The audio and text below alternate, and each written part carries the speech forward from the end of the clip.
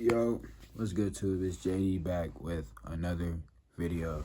Now, today's video, I'm talking about how to block out comparisons and use good ones. So when it comes to blocking down bad comparisons, you like to compare. You might compare yourself to rappers. You might compare yourself to top athletes. You might compare yourself to people who are so far ahead in life, maybe financially, body-wise, career-wise. But the thing that's holding you back is you're not doing what it takes to get there, or you might not even know what it takes to get there. So in order to block out negative comparisons to where you feel bad about yourself, you have to have something going on for yourself. So whatever field it is that you're comparing yourself to, and if that's what you want to be, then what are the things that's going to get you there?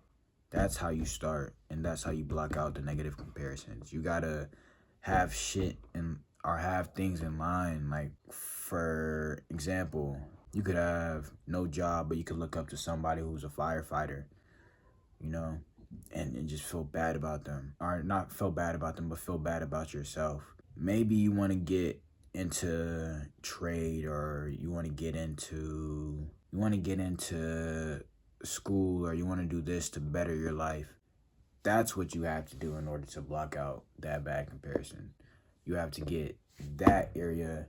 You got to get your life. You got to elevate yourself and put yourself in a better position in order to not feel bad about yourself for not being there. That's why a lot of people say, like, stop. You could stop paying and go get you a bag, or stop paying and go get you some money. So it's like, you just got to put yourself in position to not look up to a certain person in a bad way. And then now there's good comparisons. Now, a good comparison is looking at somebody who probably older than you.